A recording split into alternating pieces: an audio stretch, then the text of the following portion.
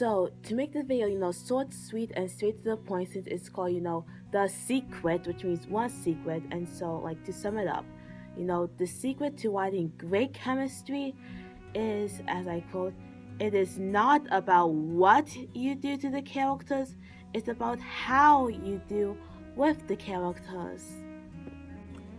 And by what I mean by that, like what I meant by, saying that is, meaning, like you can give like any romantic gesture, like for example, buying flowers, having a romantic dinner, all that stuff. It doesn't matter. Like romantic dinners doesn't matter. Getting all cutesy and stuff doesn't matter. Or any romantic gestures like Valentine's Day, freak that day doesn't matter. Like it's not about what you do, it's about how you do it when it comes to great chemistry. So, like you can't have all that, all the romantic gestures and, umbrellas and stuff, unless, they're having great chemistry. Like chemistry is all that matters in those scenes and not what's on the outside, but how the characters are feeling on the inside and making that believable. And so just like the main example, if you want to write mutual chemistry, like like mutual like mutual mutual relationship, then you gotta have like both of the characters speak. And both the characters share interaction with each other instead of just one character doing all the stuff and the other one is just like meh. And so the example we're going to be using is discussing like how to write mutual chemistry and not just one-sided chemistry. I mean, if you want to write one-sided chemistry and make the chemistry one-sided, that's like if you want to do it on purpose. But sometimes like people do it on accident and I did not say anything. So when you want to write mutual chemistry, you need to have like both of the sides interact with each other, not just one person doing all the work and the other person is just like, yeah, I mean, thank you. And so for example, I just written this one off of the spot. So like this is an example of how mutual chemistry should work in a story. So here's a good example. Bob sets out a romantic dinner surprise for Alice. Open your eyes, Bob smiled. Then Alice opened her eyes, shocked in awe. Oh my gosh, she gasped. This is so beautiful. Thank you so much. Alice ran up and hugged Bob tightly. Bob stood there speechless, then graciously put his arms around Alice and held her close, never wanting to let go.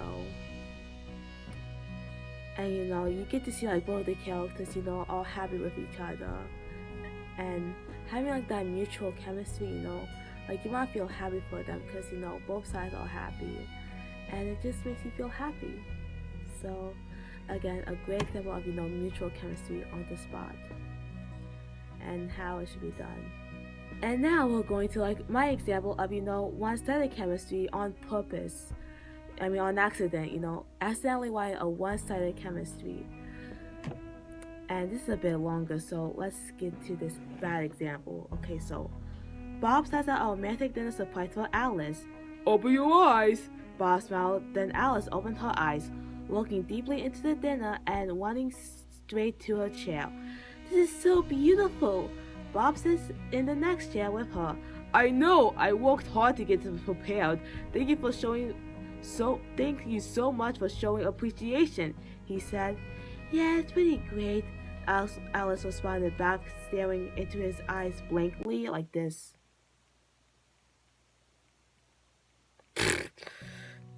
That's when the waiter comes in and hands in their lobsters. Here's your lobsters. Bob set it up. Your favorite dish. Then Alice's eyes opened widely, shocked in awe. Oh my gosh, thank you so much. Alice ran up and hugged the waiter tightly, never wanting to let go.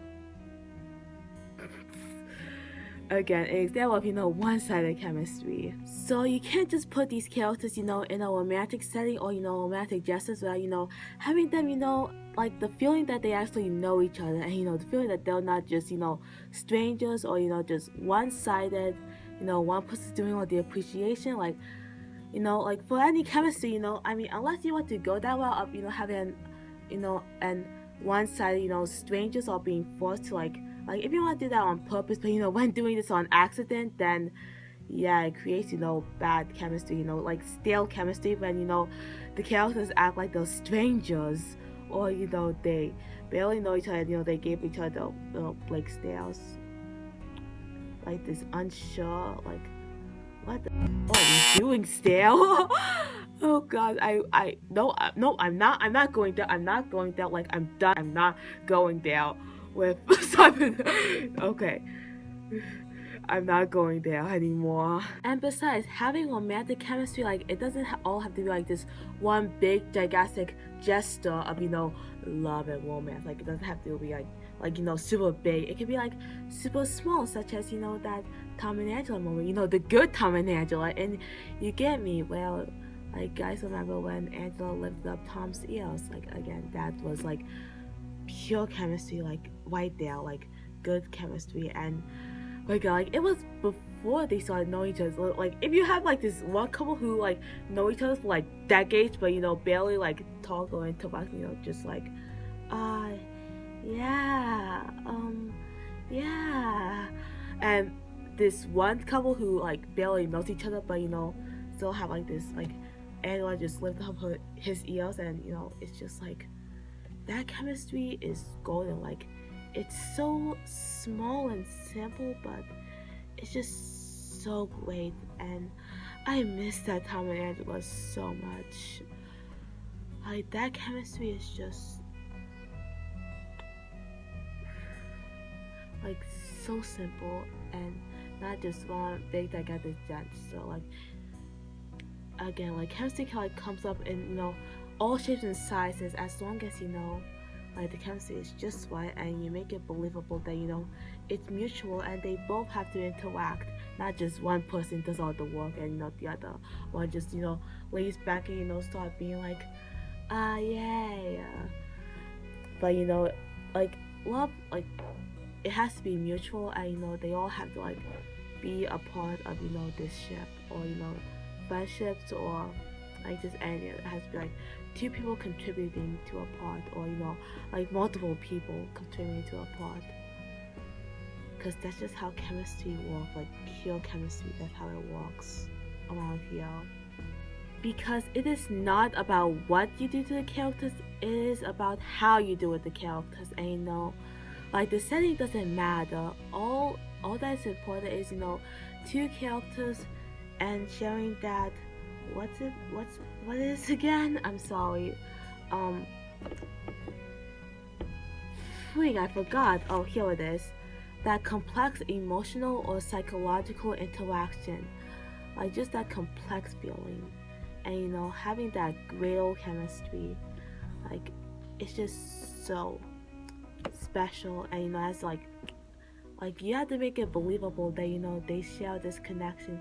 Even if it's something super small, it has to be super believable, and not just like they're doing it because they're forced to. It has to be like so genuine, like so genuine. Okay, setting does not matter, and plot does not matter. All that matters is that we see two characters, or more characters, being genuinely happy around each other, or sharing complex feelings, since that's just so beautiful in my beautiful mind. Like, just sharing that complex feeling, it's just so well, and just so genuine. Like, you gotta make it believable that the characters are like both happy around each other, or both sharing that beautiful connection. It's just so raw and so well. And that's the secret to writing great chemistry. Have to make it believable that they're both happy, not just one person is happy and the other one is like mooching or something.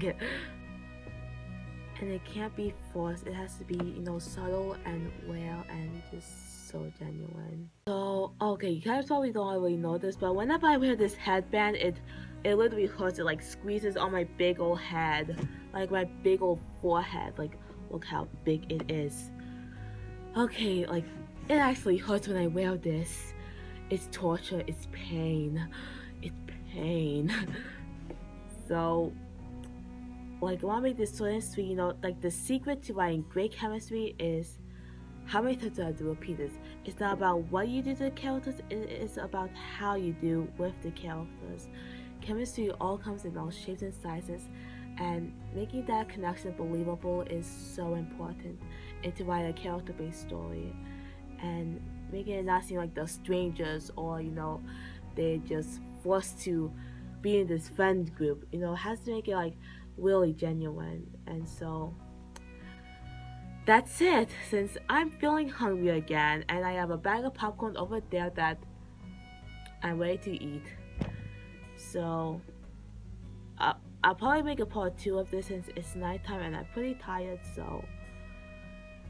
and I'm hungry, so bye, and hope you guys learned that, like all chemistry comes in all shapes and sizes, and writing great chemistry is very important into writing a character based story. Probably say something else in the end, once I'm not tired. So, peace and goodbye. Hope you learned something from Britistoríes 101. Goodbye, my British storytellers, and that's the end of Britistoríes 101. Clear out. Bye.